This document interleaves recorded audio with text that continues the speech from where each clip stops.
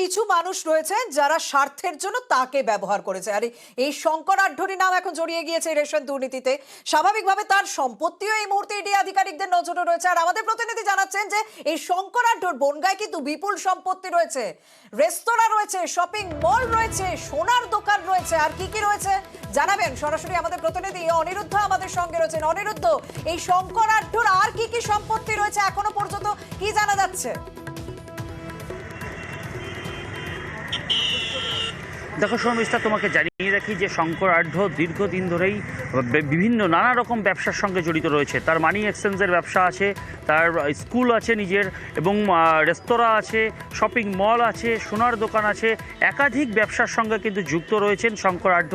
এবং সেক্ষেত্রে যে মানি এক্সচেঞ্জের কথা ইডি আধিকারিকরা বলছেন, তিনি দীর্ঘদিন ধরেই এই মানি এক্সচেঞ্জের ব্যবসা করেন। এবং সেক্ষেত্রে ইডি আধিকারিক যে অভিযোগ, সেই অভিযোগ নিয়েও কিন্তু যথেষ্ট রকম তাৎপর্য রয়েছে। কারণ যেহেতু মানি এক্সচেঞ্জের ব্যবসা তিনি করেন এবং সেই পেট্টাপল যে আন্তর্জাতিক বন্দর, সেই বন্দরেই তার রীতিমতন শোরুম রয়েছে যেখান থেকে মানি এক্সচেঞ্জের কাজ হয়ে থাকে।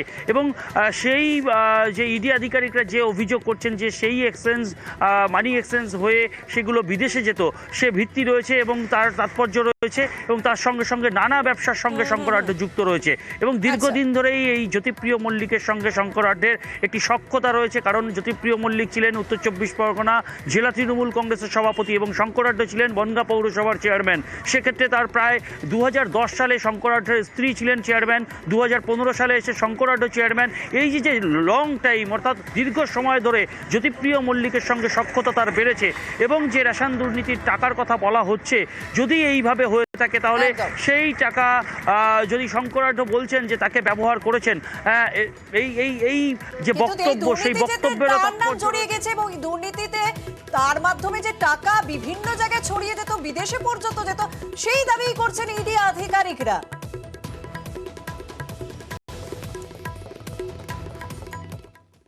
এবং রেশন দুর্নীতিতে গ্রেপ্তার শঙ্কর আঢ্য তা তো আমরা আগেই বললাম, কিন্তু গতকাল ঠিক কি পরিস্থিতি হয়েছিল? সকালবেলা ইডি আধিকারিকরা সেখানে যান, শুধুমাত্র তার বাড়িতে নয়, তার শ্বশুর বাড়িতেও দিনভর তল্লাশি চালানো হয়, এমনকি তার ভাইয়ের আইসক্রিম কারখানায় সেখানেও তল্লাশি চলে। এবং দিনভর এই ম্যারাথন তল্লাশির পর গ্রেপ্তার করা হয় গতকাল রাত 12টা নাগাদ তৃণমূল কংগ্রেস নেতা শঙ্কর আঢ্যকে। আর যখন তাকে বাড়ি থেকে নিয়ে যাওয়া হচ্ছিল, তখন তার অনুগামীরাও ভিড় করতে শুরু করে দিয়েছিলেন। সেখানে পরিস্থিতি উত্তপ্ত হয়, রীতিমতো কেন্দ্রীয় বাহিনী যারা ছিলেন তারা লাঠি উঁচিয়ে পরিস্থিতি সামাল দেওয়ার চেষ্টা করেন। এবং সেখানেও একই কথা, দাদাকে নিয়ে যাওয়া যাবে না এলাকা থেকে।